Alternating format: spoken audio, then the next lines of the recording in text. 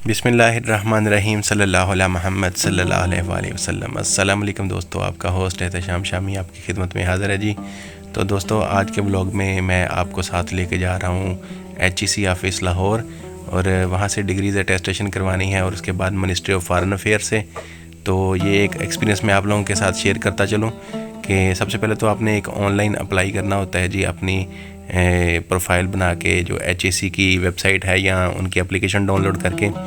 तो वहाँ पर आपने अप्लाई करने के बाद आपने अगर अर्जेंट बेसिस पे करवानी है या आपने ऑर्डिनरी रेगुलर करवानी है, वो दो प्रोसीजर हैं। तो उसमें से अर्जेंट पे भी आजकल मतलब बहुत ज़्यादा रश है वहाँ पर, तो खैर आपको अच्छा खासा टाइम लग जाता है, 1 महीना से सवा महीना या 1.5 महीना। तो मैं HEC ऑफिस पहुंचा हूँ। HEC ऑफिस पहुंचने के बाद मैंने अपनी क्यू में अपने डॉक्यूमेंट्स सबमिट करवाए हैं। अच्छा खासा रश था वहाँ पर। तो डॉक्यूमेंट्स जमा करवाने के बाद थोड़ा सा टाइम मेरे पास था, तो ज़ोहर की नमाज़ का वक्त भी होने वाला था। तो मैं फिर पहुंचा हूँ जामे मस्जिद दातागंज बख्शली हजवेरी। वहाँ पर ये सब दोस्त आप भी सलाम कर लें, देख लें।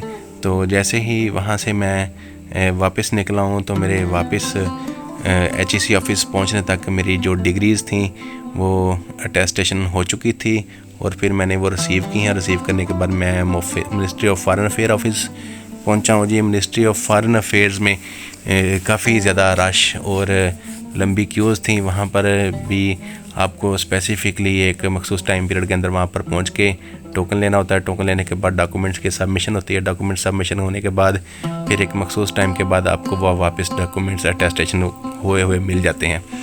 तो ये अच्छा एक थका देने वाला और लंबा प्रोसीजर है। तो वापसी आते हुए जनाब मैंने ये सोचा था कि मैं आप लोगों के साथ ये अपना एक्सपीरियंस ज़रूर शेयर करूँगा। तो अगर तो आपने ये काम करवाना है तो आपके पास कम से कम 2 दिन का टाइम होना चाहिए। 1 दिन में ये दोनों काम तो बहुत मुश्किल हैं। तो वापसी फिर मैं जैसे ही घर के लिए निकला हूँ तो मोटरवे खुली हुई मिल गई वापसी पर, जबकि सुबह जाते हुए मोटरवे जो थी वो धुंध की वजह से बंद थी। खैर फिर जब वापसी पर मोटरवे पर सफ़र करने का मौका मिला, तो सफ़र मोटरवे का ज़रा बनिस्बत GT रोड आसान होता है।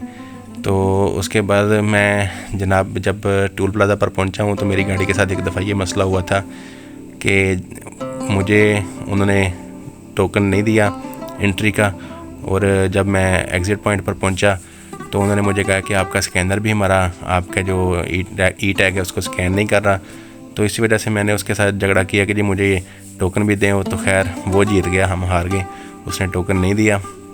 मोटरवे पर स्पीडी सफ़र गुजरता जा रहा था कि इसी दौरान थोड़ी सी भूख भी महसूस हुई। तो इस भूख को मिटाने के लिए मैंने एक क़याम ताम पर ब्रेक लगाई और वहाँ पर कुछ खाने का एक्सपीरियंस किया। पाकिस्तानी ब्रांड्स भी मैंने ट्राई किए, लेकिन कुछ खातर खा अच्छा नहीं फ़ील हुआ, अच्छा खा जायका नहीं मिला, और नो डाउट के रेट्स भी उनके बहुत ज़्यादा हैं। तो एक चीज़ मुझे जो नज़र आई वो ये थी कि अगर आप रास्ते में थक गए हैं तो वहाँ पर आपको अब मसाजर की सहूलत भी मैसर है कि आप सफ़र के दौरान अगर थोड़ी देर स्टे करते हैं तो आप अगर थका हुआ फ़ील कर रहे हैं अपने आप को, तो मसाजर की सहूलत आपको रेस्ट पॉइंट पर मिल सकती है। उस पर ये आपको रेट्स भी सामने हैं उसके।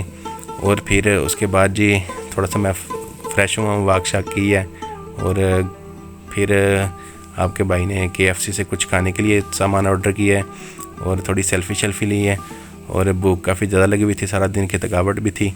तो जैसे खाना आया है जी, तो अल्हम्दुलिल्लाह जो खाना हम खा सकते थे वो खाया हमने, और जो फिर खाने की हिम्मत नहीं थी वो फिर वापस जनाब पार्सल करवाया उनसे। पार्सल करवाने के बाद वापस गाड़ी में पहुंचा हूँ। शाम भी काफ़ी ज़्यादा हो चुकी है, और वापसी घर पहुंचने के लिए धुंध से डर भी है, धुंध भी ना आ जाए, तो इसलिए जल्दी से जनाब आपके दोस्त ने स्पीड पकड़ी है, और अपने घर के करीब पहुंचकर आप लोगों से इजाज़त तलब करता हूं। थैंक यू सो मच दोस्तों, अपने दुआओं में याद रखिएगा। वीडियो को लाइक और शेयर ज़रूर कीजिएगा। Thank you so much.